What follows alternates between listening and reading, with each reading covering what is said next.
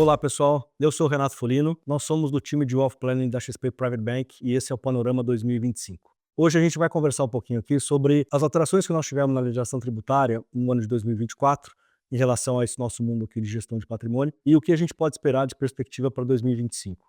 Eu acho que a grande novidade que a gente teve no ano de 2024, que na realidade aconteceu em 2023, foi a aprovação da Lei 14.754, que mudou substancialmente a tributação dos fundos exclusivos fechados e também das estruturas offshore. Além disso, a gente também teve a aprovação da PEC 45, né? A PEC 45 ela virou a emenda constitucional 132, que trouxe também à luz a discussão em relação basicamente a regras do ITCMD, que é o Imposto de Herança e Doação no Brasil. Ao longo de 2024, a gente teve uma discussão muito intensa em relação a esse assunto, mas os projetos de lei que tratam dessa normatização da emenda constitucional 132 ainda estão sendo discutidos no Congresso e a gente não teve uma finalização disso. Especificamente sobre o PLP 108, a gente ainda não teve uma definição em relação à questão do ITCMD. Esse projeto já passou na Câmara dos Deputados e o ITCMD, basicamente sobre os planos de previdência, que era uma discussão muito intensa que a gente teve aqui no ano de 2024, acabou não sendo aprovado na Câmara dos Deputados e o projeto está indo para discussão no Senado. A gente precisa entender agora como é que o Senado vai ainda analisar essas questões, se isso vai voltar ou não para dentro do texto, mas por enquanto permanece com a tributação do ITCMD sobre a Previdência sem nenhuma novidade, ou seja, os planos de Previdência continuam tendo a isenção da incidência do ITCMD.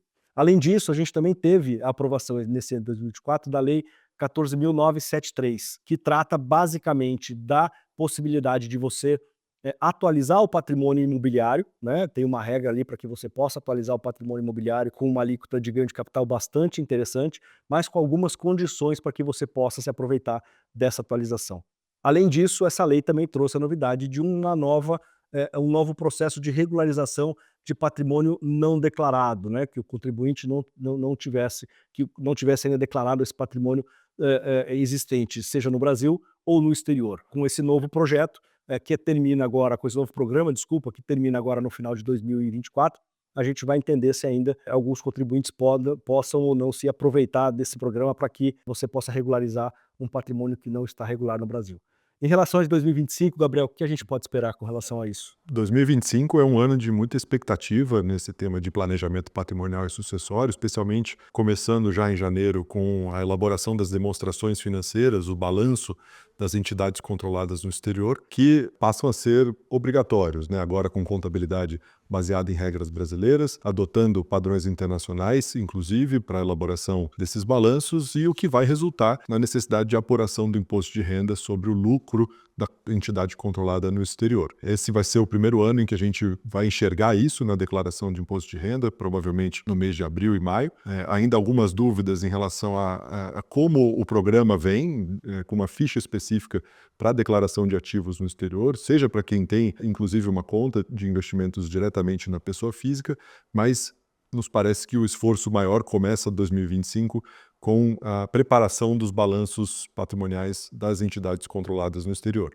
Em paralelo a isso, uma expectativa também muito grande em relação à regulamentação do ITCMD, as mudanças já aconteceram em 2024 e que agora passam a uma discussão a nível estadual, né? A gente tem a tributação ou não, né? Nos parece que não, no caso da Previdência Privada, os planos PGBL, VGBL, como uma normativa que deveria ser adotada por todos os estados, mas ainda uma liberdade muito grande para cada estado estabelecer a sua progressividade nas alíquotas, né? As alíquotas necessariamente passam a ser progressivas em função do tamanho da herança ou do tamanho da doação recebida em cada caso. Paralelo a isso, uma discussão também muito grande na base de cálculo do ITCMD, quando a gente olha para as holdings patrimoniais, holdings imobiliárias, que até o passado se aproveitaram ali de previsões específicas da lei que permitiam que você utilizasse o valor do patrimônio líquido, o valor histórico contábil dos imóveis. Parece que isso, de fato, está mudando. A gente está caminhando ali para uma exigência de algo que esteja mais próximo do valor venal dos imóveis,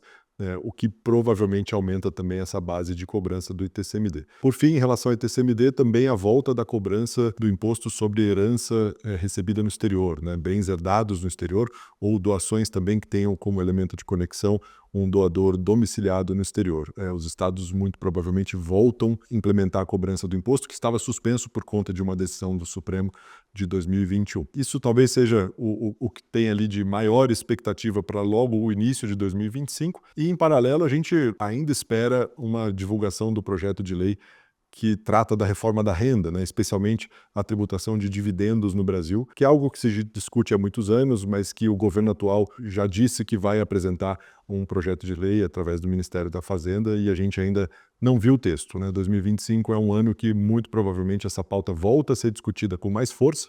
Esse tema em 2024 não avançou e a gente acredita que sim, deve voltar à discussão o tema de tributação de dividendos. Também em paralelo, talvez com um pouco menos de força nesse momento, mas uma discussão de um novo texto para o Código Civil, uma reforma do nosso Código Civil, que para o nosso mundo aqui de planejamento sucessório, especialmente, tem a grande polêmica da posição do cônjuge ou do companheiro como um herdeiro necessário para fins de sucessão. Esse novo código traz uma série de mudanças e esse é um tema que precisamos todos ficarem atentos aqui. Acho que em 2025 não vai faltar assunto para a gente conversar com os nossos clientes. Por isso, acompanhem, fiquem atentos aqui, sigam o nosso Panorama 2025 para as próximas publicações que a gente vai soltar na sequência. Obrigado.